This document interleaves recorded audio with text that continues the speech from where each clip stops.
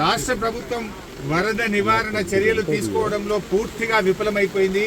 ముఖ్యంగా ఈరోజు ఈ ఫెయిల్యూర్ అంతా కూడా రాష్ట్ర ముఖ్యమంత్రిది, రాష్ట్ర ప్రభుత్వాన్ని. ఎంత బాధతో ఉన్నామంటే ఈరోజు ఇవాళ హవేలీ గన్పూర్ మండలంలో మరి ఇద్దరు యువకులు చనిపోవడం జరిగింది. వాళ్ళ పిల్లలు, ముఖ్యంగా ఇద్దరు పిల్లలు గురుకుల పాఠశాలలో చదువుతున్నారు. వర్షాల వల్ల గురుకుల పాఠశాల లీక్ అవుతా ఉంది, మీ పిల్లల్ని తీసుకుపోండి అని ప్రిన్సిపల్ ఫోన్ చేస్తే పిల్లల్ని మెదక్కు పోయి తీసుకొచ్చుకుందామని బయలుదేరి మరి ఆటోలో నడుపుతున్నటువంటి యాదగౌడు, ఆటోలో కూర్చున్న సత్యనారాయణ ఇద్దరు కూడా ఈ వరదలో ఆటో కొట్టుకుపోయి చనిపోవడం జరిగింది.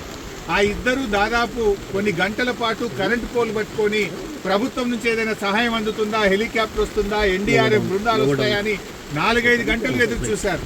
కరెంటు పోల్ మీద నుంచి ఫోన్లు కూడా చేశారు. కానీ కలెక్టర్ గారు కానీ జిల్లా యంత్రాంగం ఎవరు స్పందించలేదు. మధ్యాహ్నం 2 తర్వాత కరెంటు పోల్ కూడా వరద ఉధృతికి పడిపోయి ఆ వరదలో కొట్టుకొని ఆ ఇద్దరు కూడా చనిపోవడం జరిగింది. అంటే ఇది కేవలం ప్రభుత్వ వైఫల్యం. నిన్న ఒక మంత్రి గారు మాట్లాడుతూ అంటాడు, హెలికాప్టర్ అంత అవసరమైతే తప్ప వాడద్దట, మీరు మాత్రం పెళ్లిలకు వాడండి, బీహార్లో రాజకీయాల కోసం వాడండి, మీ సొంత కార్యక్రమాలకు వాడుకోండి. ఆనాడు ఖమ్మం జిల్లాలో కూడా హెలికాప్టర్ పంపకపోతే ప్రాణాలు పోయినాయి. ఇవాళ మెదక్ జిల్లాలో కూడా సకాలంలో హెలికాప్టర్ రాక ప్రజల ప్రాణాలు పోయినాయి. అంటే ప్రభుత్వం ముందస్తు చర్యలు తీసుకోలేదు. నిజాం సాగర్లో ఈ వరద ఉధృతిని చూసి గేట్లెత్తి ముందుగానే నిజాం సాగర్ను ఖాళీ చేసి ఉంటే బ్యాక్ వాటర్లో ఇంత నష్టం జరిగి ఉండేది కాదు. అటు ఇంజనీరింగ్ లోపం ఉంది, ప్రభుత్వ వైఫల్యం ఉంది. నిన్న ముఖ్యమంత్రి గారు ఇంత వరదలు వస్తుంటే వీడియో కాన్ఫరెన్స్ పెట్టి అత్యవసరంగా రివ్యూ చేయాల్సిన ముఖ్యమంత్రి ఆయన మూసీ సుందరీకరణ రివ్యూ చేస్తున్నాడు. ఇవాళ పొద్దున్న లేచి ఆటల పోటీల గురించి రివ్యూ చేస్తుంది. ఒక దిక్కు ప్రజల ప్రాణాలు పోతున్నాయి, తాగడానికి నీళ్లు లేవు. హవేలీ గన్పూర్లో నిన్నటి నుంచి కరెంటు లేక 7-8 గ్రామాల ప్రజలు మంచినీళ్లు లేక వర్షపు నీళ్లను ప్లేట్లలో, గ్లాసులలో పట్టుకొని తాగుతున్న పరిస్థితి ఉన్నది. ఇవాళ రేపు అంటు రోగాలు ప్రబలేటువంటి అవకాశం ఉంది. వచ్చే 24 గంటలు ఇంకా పెద్ద ఎత్తున వర్షాలు ఉన్నాయని వాతావరణ శాఖ చెప్తా ఉంది. ప్రజలు ఇబ్బందుల్లో ఉన్నారు.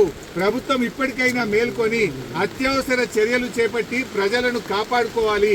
ప్రజలకు త్రాగునీరు అందించండి, ప్రజలకు అవసరమైన ఆహార పొట్లాలను పంపించండి, హెలికాప్టర్లను అందుబాటులో పెట్టండి.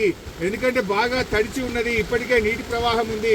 ఇంకా వర్షం ఏమన్నా కొద్దిపాటి వర్షం ఎక్కువ పడ్డా కూడా మరి చెరువులు కానీ తెగేటువంటి ప్రమాదం ఉంటుంది. కనుక అన్ని జాగ్రత్తలు ప్రభుత్వం తీసుకోవాలని చెప్పి కోరుతా ఉన్నాం.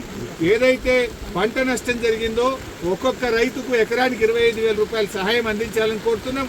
చనిపోయిన ఆ 2 కుటుంబాలకు కూడా ఒక్కొక్కరికి 25 లక్షల ఆర్థిక సహాయం అందించాలని కోరుతున్నాం. ఇక్కడే పక్కనే దూప్ సింగ్ తండా ప్రజలు తండాను వదిలిపెట్టి గుట్ట మీద ఉన్నారు. రాత్రంతా కూడా గుట్ట మీదనే ఉన్నారు. వాళ్ళకి మంచినీళ్లు లేవు, ప్రభుత్వం కూడా అక్కడికి చేరుకోలేదు. వెంటనే ఆ దూప్ సింగ్ తండా ప్రజలు గుట్టల మీద ఉన్నారు, వాళ్ళను కూడా కాపాడాలని, వాళ్ళకి భోజనాలు, మంచినీళ్లు అందించాలని చెప్పి ప్రభుత్వాన్ని డిమాండ్ చేస్తుంది.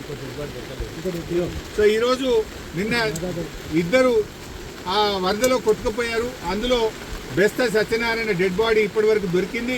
ఇంకా యాదగౌడు డెడ్ బాడీ ఇంతవరకు దొరకలేదు. ఎన్డీఆర్ఎఫ్ బృందాలను పంపించి వెంటనే యాదగౌడు యొక్క మృతదేహాన్ని మరి వెతికి కుటుంబ సభ్యులకు అందించాలని కూడా ప్రభుత్వానికి కోరుతుంది.